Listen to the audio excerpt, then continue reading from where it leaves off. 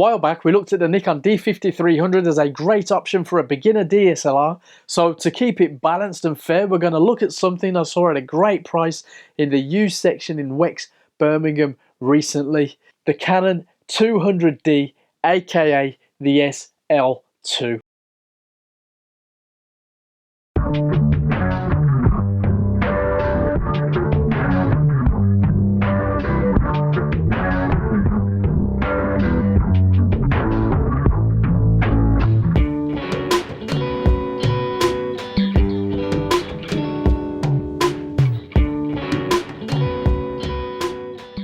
What we've got is a nice 24.2 megapixel CMOS APS-C sensor, dual pixel CMOS autofocus, very nice quality feel body at 453 grams, very easy to use.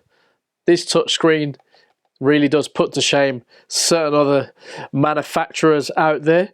The video capabilities in this thing, 1080p, 60 frames per second. This is handheld with the Canon 10-18, 1080p, basically 24 frames per second, so we're in manual at a 50th f5.6, so I can have a constant f5.6 when I zoom in, because when I zoom in with this lens, the widest aperture is 4.5, and I don't want that. I want it to be the same, just for kicks.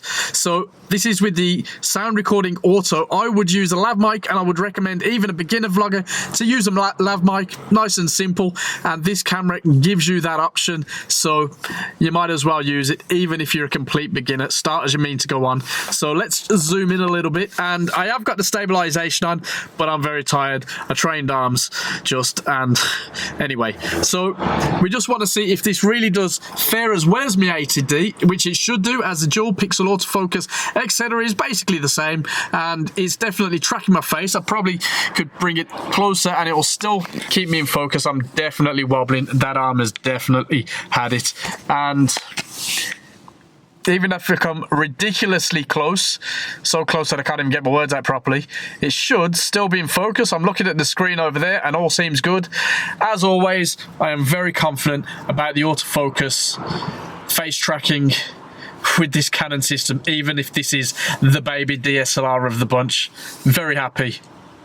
What about you? Also inside we have full Bluetooth, wireless and NFC capabilities, Digic 7 processor. If we flip around to this side, you can see HDMI port and a USB in there. On this side, very welcome external mic port and a remote port right there. Across the top, nice and simple. I do like these dials. They do feel very good.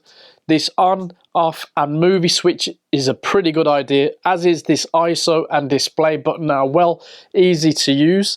This is also nice textured dial shutter button, very good. Although this is supposedly a beginner, lower budget body, it feels pretty good. We've got a little speaker here, a wireless button there, pop-up flash, very, very nice. You've got a nice little thumb rest there, a little bit of texture to keep you going, but really the pièce de résistance, sorry, when it comes to this body is this real nice grip right there. Nice, deep, solid, textured grip. When I say solid, I don't mean the texture, but it just feels great in the hand. Remember, it's a very light camera, as we said, 453 grams, but super easy to use. Flip out that screen, pop it back, good to go, very fast. So I think we should just crack on and take a look at some more stills and then reconvene on the other side and have a chat.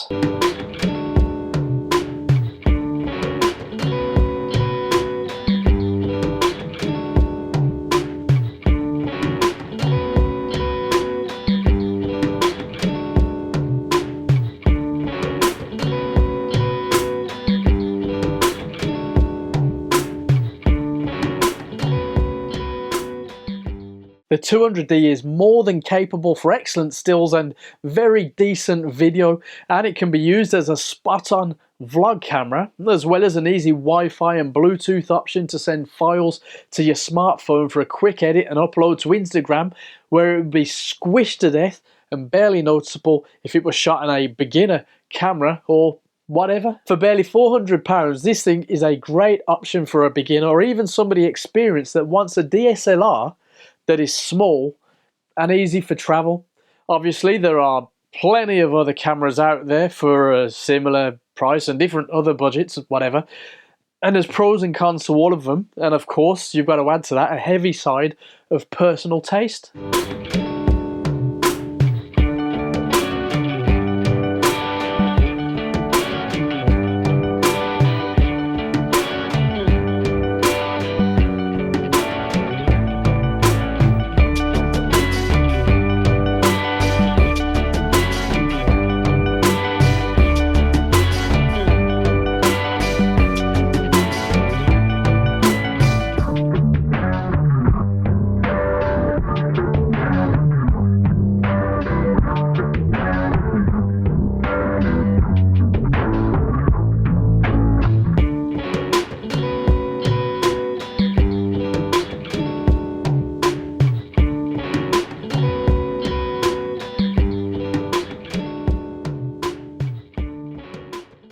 The innards of this are basically the same as my 80D, which I've used up until recently on all my YouTube videos and occasionally, very occasionally, on pro work.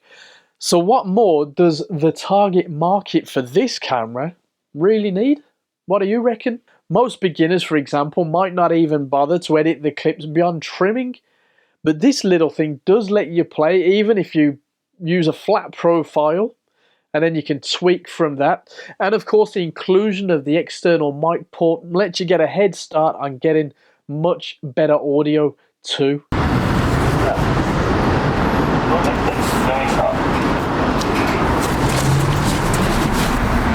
Doors closing.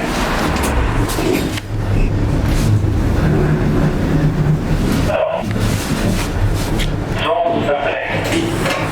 Full time.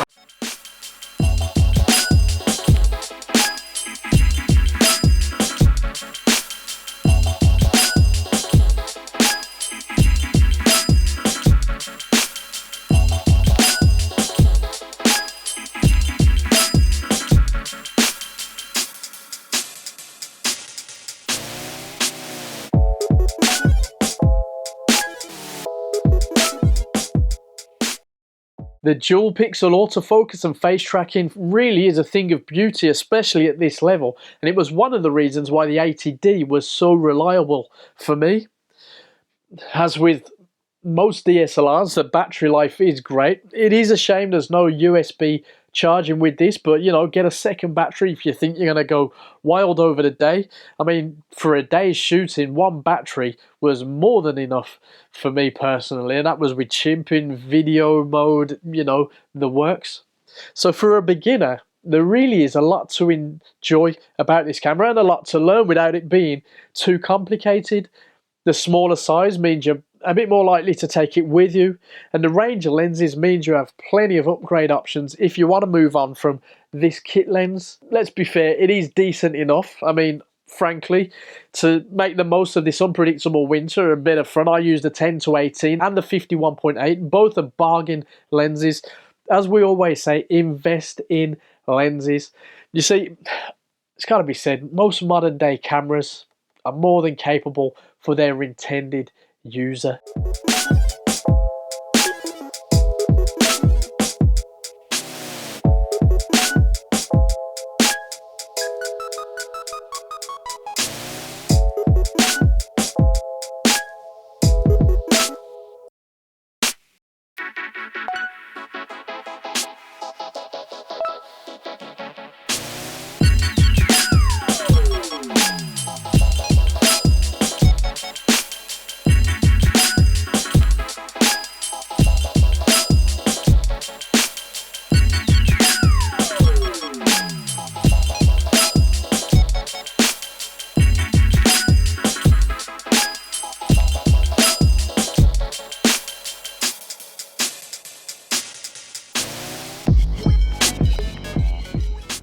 The Nikon D5300 that we looked at is a great option, but it's good to have a choice, and frankly, it could come down to how it feels.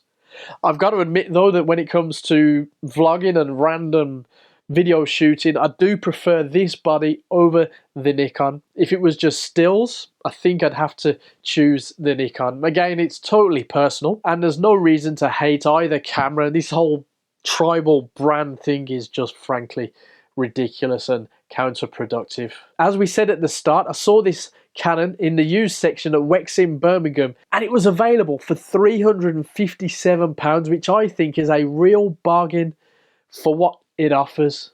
Even brand new, it's still a worthy camera, even 2 years or so down the line.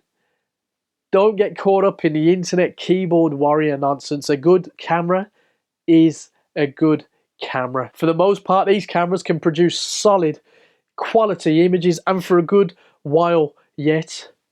Yes, upgrade to faster lenses, hone your skills, and maybe if you go pro or into a specific field that requires a faster system or a weather sealed setup, then think about upgrading the camera itself. The Canon 200D SL2 is a great place to start. But now we want to hear from you in the comments below. Have you used this camera? Or what other beginner DSLR cameras do you recommend? Remember, keep it friendly, subscribe, and I'll see you below.